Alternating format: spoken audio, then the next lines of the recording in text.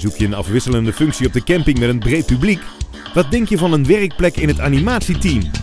Jullie zijn verantwoordelijk voor de animatie voor jong en oud. Miniclub, spelletjes, knutselen, maar ook sport en spel en feestelijke avondshows. Als je creatief bent, is dit een echte uitdaging. Hoi, ik ben Bonnie Dekkers, ik ben 19 jaar.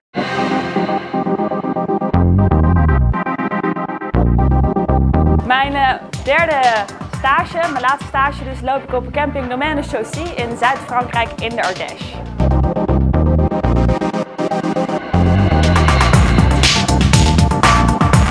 Op deze camping heb ik verschillende taken. Ik doe vooral animatie, dus kidsclub en ik werk in de sport en 's avonds doe ik shows.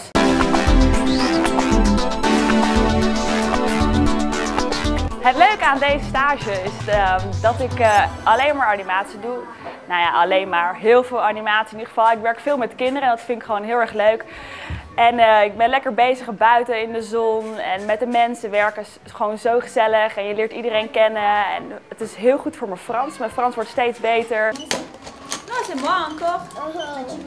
Nou, door mijn stage hier heb ik ervaren wat doorzetten is. Ik heb natuurlijk hier in Frankrijk stage gelopen. Dat is een heel grote stap.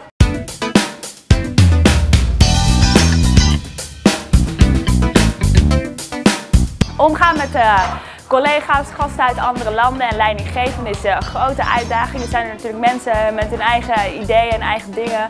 Ze spreken een andere taal, maar het is een hele grote uitdaging. En ja, je leert jezelf ook heel erg kennen daardoor.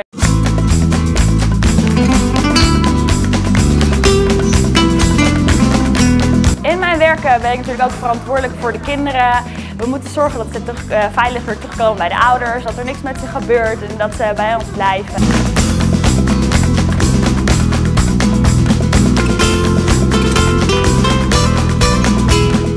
Werken en leven in een internationale omgeving voor mij is echt genieten. Het is heel anders dan thuis, maar het is even in het begin kort aanpassen, maar daarna is het gewoon je tweede thuis eigenlijk.